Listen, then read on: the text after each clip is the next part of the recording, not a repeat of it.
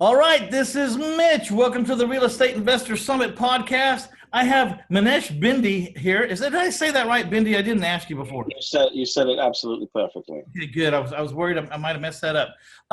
We're going to be talking about real estate, and what I'm really interested in talking about is how young this guy started. He did his first deal at 16, put 85 grand in his pocket. He's talking in pounds, though. He's over in London. So let me get some of this.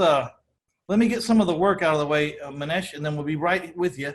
I'd like to thank taxfreefuture.com for giving us the opportunity to invest tax-free or tax-deferred. If you haven't seen the videos over at taxfreefuture.com, please go do that. They're wonderful. It'll show you how you can start with a little bit of money and turn it into a lot of money in a relatively short period of time, which is the trick.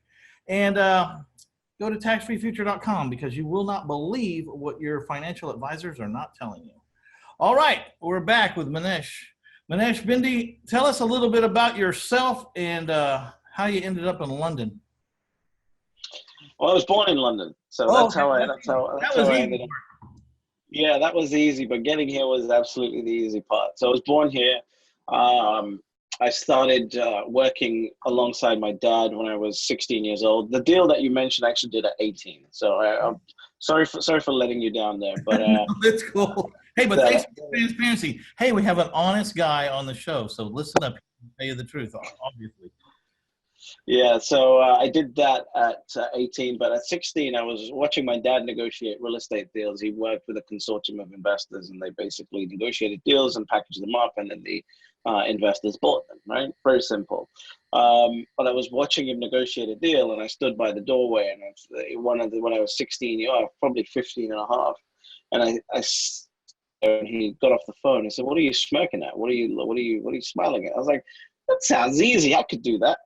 Not knowing anything about what he was doing. It was just an utter throw your balls into the ring sort of moment. And instead of telling me to, screw off, he basically said, "All right, well, show me." And so I had to, when your balls sort of go into your throat at that point, you're just like, "Oh shit." He's just called my bluff. So at that point, I had to figure it out, and I started, learning about real estate, learning how to talk to people. And I think because I was so young and I didn't really understand the emotional side of business and as a whole, I would just go in and ask for things that I wanted and not even care whether the person said yes. So we were working with new build developers and new build developer managers, and I would walk in and say, "Yeah, I want 30% off." And then, "Oh, that's crazy." And before they even did a counter offer, I'd walk out. So to them, it was like, "What the hell just happened here? This is nuts." So more often than not, I started getting the numbers that I wanted or very, very close to it. What I didn't realize was everyone negotiators only get 24%. Could have get 25% because they were trying to be reasonable. Whereas for me, it was just like, "Yeah, okay, this is what I want. Give it to me, otherwise I'm out of here." So very quickly, I started getting the better deals. So you wouldn't get the 30%, but you'd get 24% discount. No. I was hitting like 28, 29% discounts, and the other guys that were working for, organizing the deals for the consortium could only hit 24%. So my deals, and I was like 16, so you can imagine how much that pissed them off. You said the right thing. I mean, an important thing, the walk away. You have to be able to walk away. That's one of the things, love him or hate him. That's one thing Trump's good at. The man will get up from the table and walk away. 100%. It's negotiating 101. I was just telling someone the other day, is there a lot of activity on that house? I said, no. I said, then walk away. I said, give them your offer and walk away. And they said, what if they sell it? I said, you just told me there's not that much activity. You're in MLS. There's not that many showings. There's hardly any showings. Walk away. You can go back in 2 days if he doesn't come down. And sure enough, I said, give it 48 hours, walk away. He walked away. Within 24 hours, that guy called and accepted his offer. I said, I've actually wired money for a deposit. And then the agent said, "No, we can't take the deal." And so I've wired them. I've sat in front of them and wired them the money. and said, the money's in your bank account, and showed them my phone, and the money's in your bank account, send it back. If you can't do the deal, send it back. I haven't had one wire come back yet. Wow. So, what were you doing in the heydays before the crash? What were you doing? What was your that was exactly when I was in this zone of no money down structures. We would go and figure out how to get valuers to value properties at whatever valuation we wanted them for.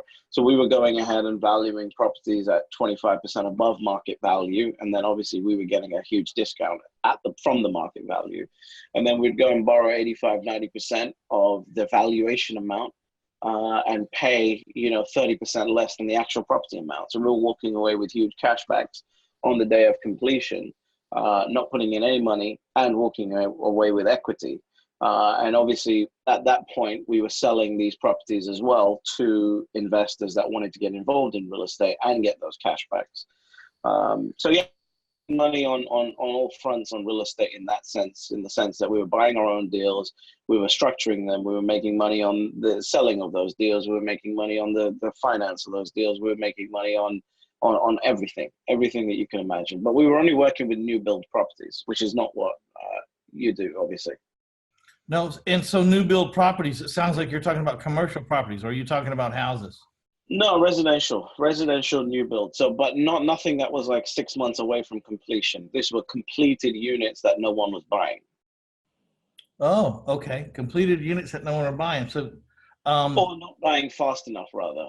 You had a glut. There was a glut of houses. Yeah, so it was well, even if there wasn't a glut, what was happening was developers wanted to move on to the next project. So if they could shift 25 of their last units and just get it over and done with in 30 days, they were giving discounts. So that's what we were taking advantage of. Okay. So how did this theory hold up during the crash? It was, to be honest with you, if you managed to cash flow and you didn't take the cash back and go and spend it, it was a fantastic opportunity to acquire a lot of property, right? Because you weren't getting any money, you had the cash in the bank, everything was good. If you took the cash back and went and bought Porsches with it, right, you got into trouble. So I saw a lot of people get into trouble. I was very lucky in the sense that I had people around me sort of watching me, and especially at 18 years old, right? Watching me, telling me that I shouldn't be doing the things that I was doing, like flying to Monaco for the weekend. And I should be putting that money in the bank because something is going to happen at some point. Would I do that now? No, but that's what we were doing then. Yeah, so very important. I've always said this, the cash extraction at closing, when you borrow up as much as you can on the house, is really dangerous unless you take that money that you have and go buy some cash flow producing assets with it. Then that's the only way to survive, right? This is what you just said.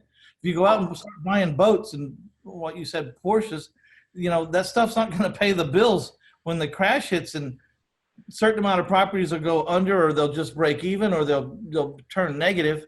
If you took all of that cash and bought some stuff free and clear, whatever, you're going to make it through all right, Right. That was the biggest mistake that I noticed with investors. It's just they took that money, got very excited, and went and bought holidays and cars and et cetera, et cetera.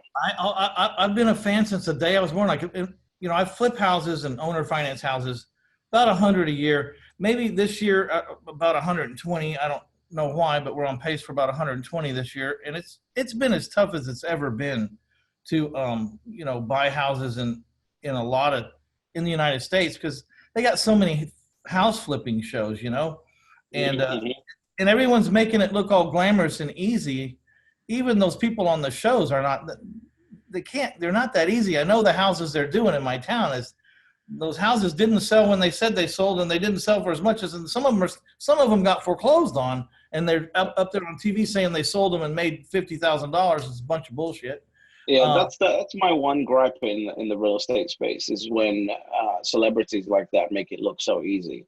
because it's really not. It's really not that easy. And so many people get suckered into the fact that, oh my God, it's easy. I'm just going to quit what I do and go and do real estate now. You know, I'm a real estate guy now all of a sudden, right?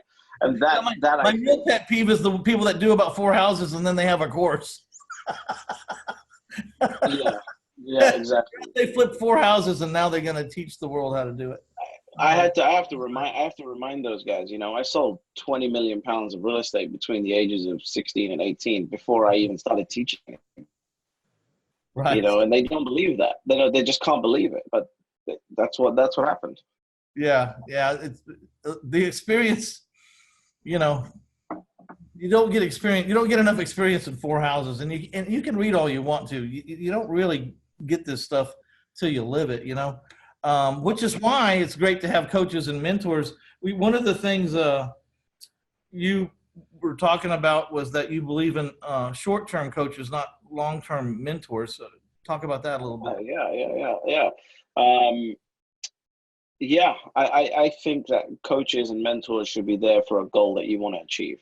Once you achieve that goal, you shouldn't be sticking around with the same coach and the mentor. You should find the next one. And a good coach and mentor should say that to you anyway.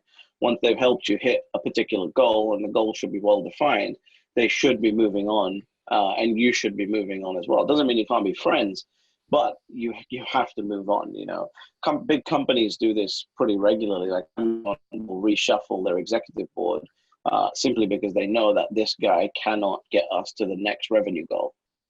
So it's the same situation that I think people have got to be in. Like, you can listen to someone in the motivation part of your journey. Yeah, sure, listen to someone.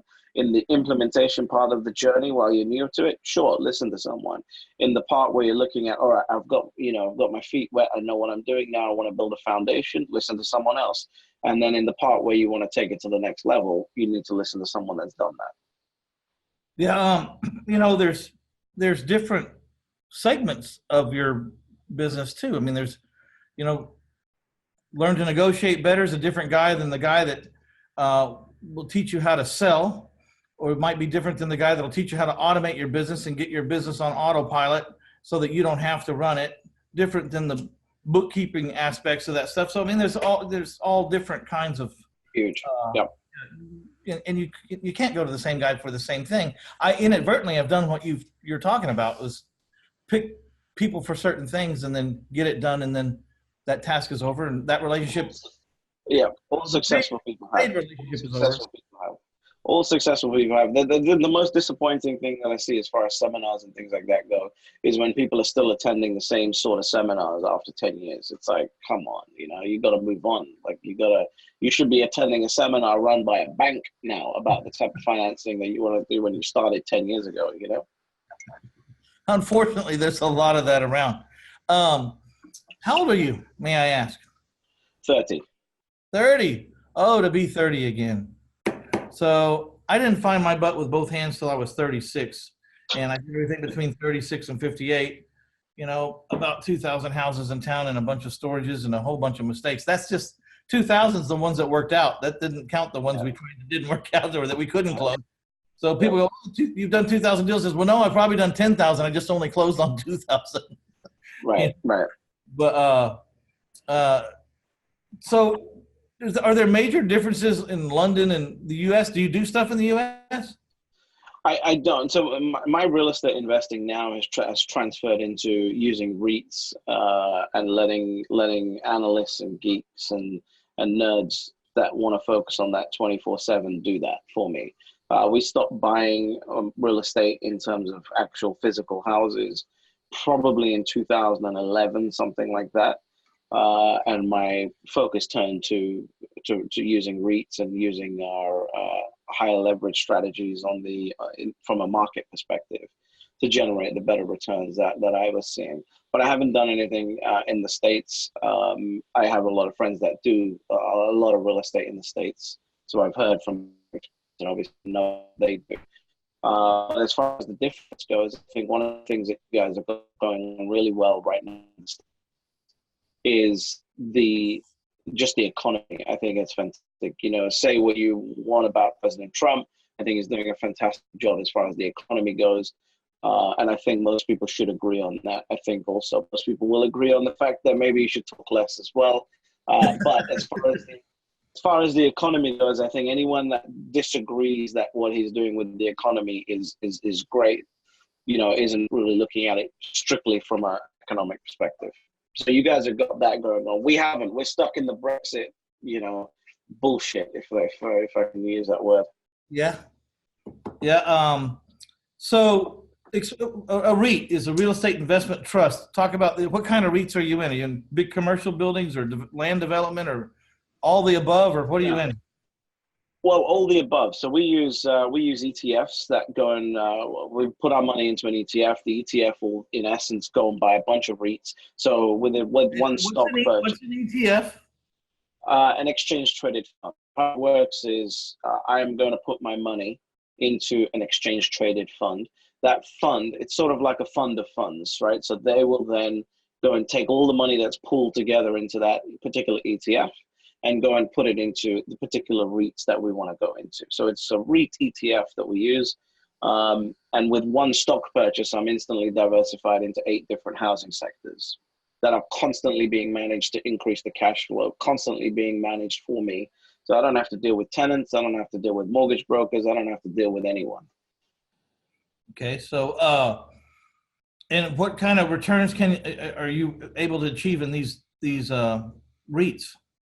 So since inception, this particular one of the ones that we use has an 8.48% compounded growth, a 4.52% dividend yield, and we generate an extra 12% a year with our options income strategies that we use. Okay. Remember, I mean, this is completely hands-off. You're with one stock purchase, you're buying 154 different real estate holdings. You're diversified into 8 different real estate sectors with one purchase. The yearly fee for doing this is 0.12% that the fund charges to manage all of that for you. And they've got $64 billion worth of wealth being managed through the ETF. So it's a pretty big hands-off way of doing it. So for anyone who likes a hands-off approach, you can do it because you can do it straight from this thing anywhere in the world. Yeah. So do you teach that? Yeah, that's what we teach. So my company is called Perfect Portfolio, and we teach people how to approach 3 different asset classes, what I think are the most important ones, which is gold and silver, real estate, and the stock market. And we teach people how to safely invest into these things. So my mission after 2008 turned into trying to see whether we can make safe investing, right? Because I think people are too attracted to risky stuff. As you know, right, with what you do, it's very safe, it's very stable, but someone will want to go ahead and take that extra risk for no reason, right? So we want to bring that back. Well, so we probably let's redo this here for a second. So we're going to do a cut right here. I'm sorry I didn't mention this before. Don't mention your website names. I'm going to drive everybody to a link called reinvestorsummit.com, Minesh. .com/Minesh, and there'll be all the links to get to your coaching and everything, but I want to drive them through this gate so you can see who comes from this show. Yeah, I wasn't going to mention the websites anyway. Oh, that's okay. But the other thing is here in the States, they got a real trouble with saying the word safe. You can say minimal risk, or safe or guaranteed is really tough, okay? Here, okay. Let's say minimal risk or very, what's the word? A very highly contemplated risk, you know what I mean? Okay. Highly calculated, risk that minimizes your exposure or something. But I wouldn't say safe or guaranteed here. So in 5, 4, 3. So how do you manage this with a minimal risk, or how do you manage these accounts? How do you look at your risk side? Yeah, so the most important thing for me with an investment is to have a managed controlled risk, right? So the point of what we do is we're not leveraging, we're not using any tools that are going to force us out of the market. We're not going to get into any situations where we're not in control. And so we want to make sure that you're risk is absolutely tailored to what you're absolutely comfortable with. So for me, my goal is to not use any leverage. I don't want to have any leverage in the market whatsoever, because the market works in physical real estate, right? So even though it's the same principle of leverage, it's mark to market. So every single second of the day, it's being adjusted. And if it comes down, you don't have to wait for the bank to come and knock on your door. They're just going to sell your positions. And so we want to avoid that scenario. And regardless of that, so that's how we manage it from an actual account management perspective. But in terms of real estate, one of the biggest risks I saw in real estate for me was when we were buying property and a particular area would go down in value, right? Just all of a sudden, a particular area would go down in value. So I don't want that risk. And so doing it this way, I'm diversified all over the USA. I'm diversified into 8 different sectors. And most importantly, I've got the world's best nerds and geeks and analysts working to make sure that they're generating the highest return for their investors, simply because they want more money and capital drawn into the fund. And so the harder they work, the better the results they get. And the more capital, like $1 billion, the more will go into the fund. And so we manage and tailor risk in multiple different ways. Okay, so you teach this stuff. You teach what you're doing in the REIT department, you know, how you're looking at it, how you're minimizing your risk, how you're, I don't know, for lack of better words, how you're sizing up all the deals and why you feel comfortable. If anyone's interested in that, you can go to reinvestorsummit.com/Minesh. That's Minesh.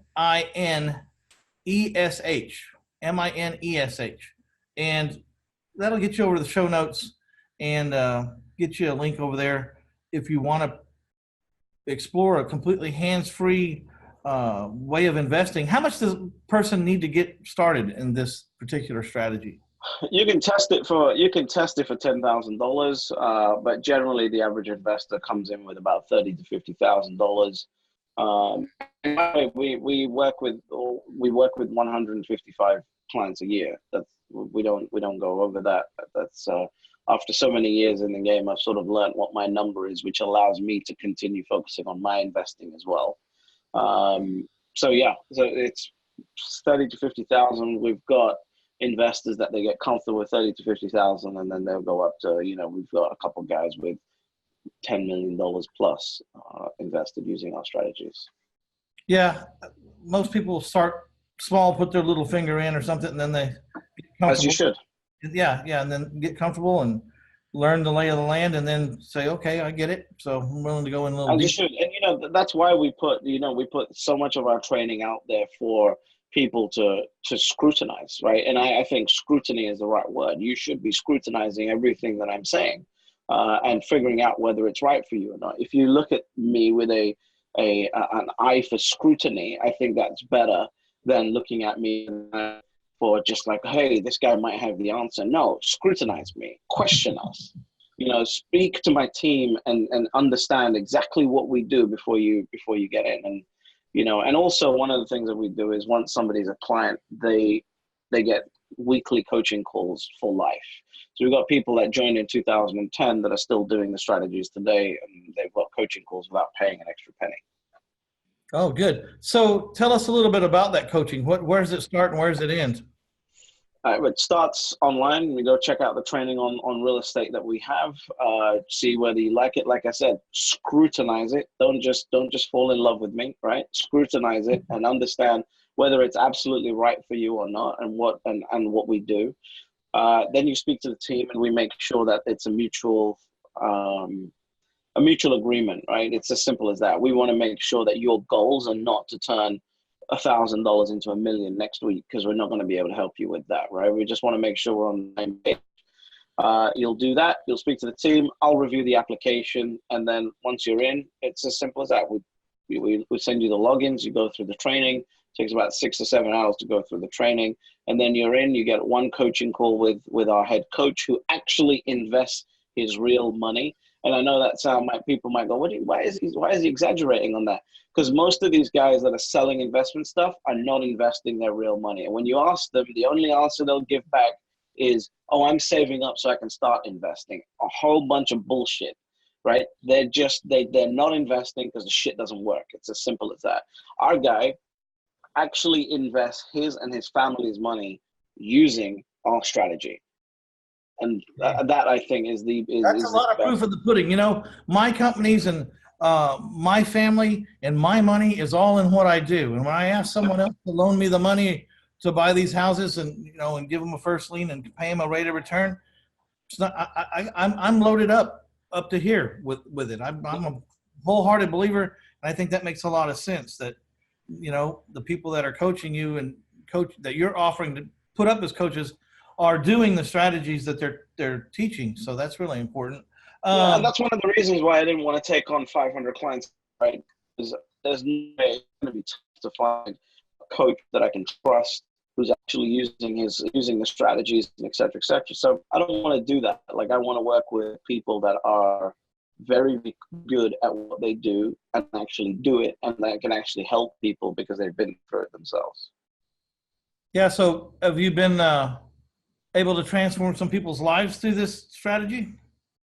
We've got clients, like I said, since 2010 when we first started. We've got ex-Wall Street traders. We've got single mums in Indonesia. We've got people that travel on holiday now. And one of our clients sent us a testimony. She said, I can't believe I just made, you know, a 2.7% return this month by placing a outside of a 7-Eleven, right? So it's like, yeah, my main goal is to allow people to experience more time, more freedom, and just more ability to live life.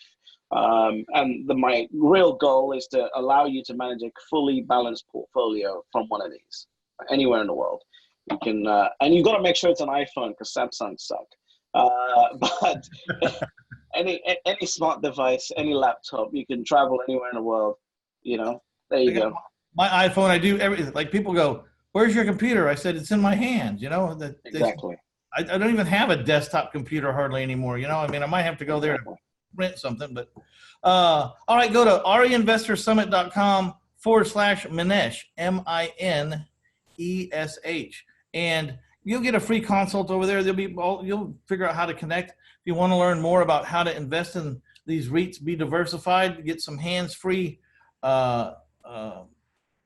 you know, hands-off investing done, and be able to do it from your phone. I think that's really key, because being able to be anywhere in the world and take care of your business is a dream come true for what people are shooting for. That's what they're trying to. That's what they should be shooting for. That's Yeah. what they should be going for. You know, one of the things that I find completely unacceptable is when normal people that have never done this before, all they want to do is have a lifestyle that they can enjoy, right? You were born on this planet, and then some asshole tells you, no, you can't enjoy that lifestyle. You've got to live a budgeted lifestyle. You've got to, you know, live frugally. You've got to do these things. Listen, at the end of the day, you can do what you want to do. It depends on the setup that you have, and it depends on the strategies that you implement. So for me, don't believe any of that shit. Living a good life is not just for people inside of a little club. You just got to get the right information. Once you have the right information, a strategy that you want to approach it with, you know, and then just go do it. And then you'll live the life that you want to live. And then you won't be dependent on just sitting, you know, you won't be sitting there going, oh my God, look at that club over there. They're doing it. Look at these two guys on this podcast. They're doing it. I can't do it because my advisor said no, or my teacher said no, or my parents said no. All of those people were idiots, right? If they wanted a life and they didn't get it, they're idiots. That's as far as I'm concerned. You've got to go after what you want, and you just need the right information to do Yes. So you're talking a lot about mindset, right? You got to do a paradigm shift in your mind. How you think is how you are. So you think you're going to be booked, you will be. Man, I want to thank you for taking the time to come on. Honor, my honor. Thank you so much for having me. All righty. This is, make sure you go to reinvestorsummit.com/Minesh, MINESH.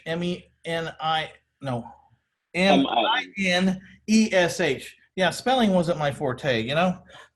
That's all right. Your money, it's all good. You can call me whatever you want. That's fine. Speaking of this, I know 3 people who are very successful who can't read or write. Yeah. They just got going and started making money, and being literate just got in their way. I guess they figured out ways to handle it. So I mean, think about that for a second. There's people, there's people out there that have handicaps that you can't believe, that you can't even imagine, and they're still successful despite the handicap. They just learn to deal with their deficits and go around them or go under them or go over them and figure out some way to deal with it.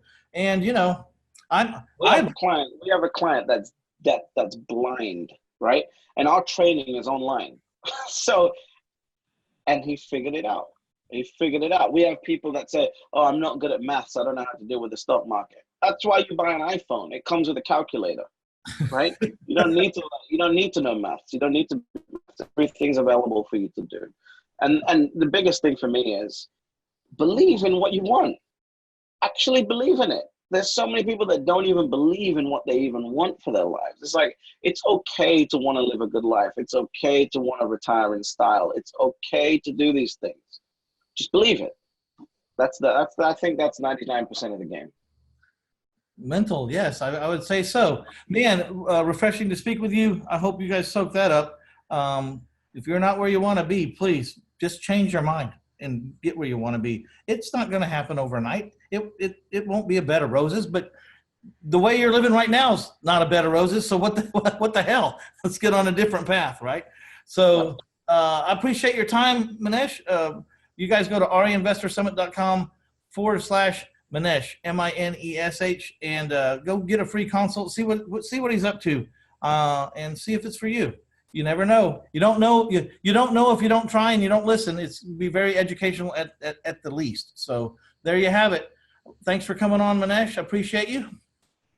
Take care. This is Mitch Stephen with the Real Estate Investors Summit podcast. I hope you guys are achieving your goals this year. If you're ahead of schedule, keep pushing. If you're behind schedule, keep pushing. Just keep pushing. All right. This is Mitch. We're out of here.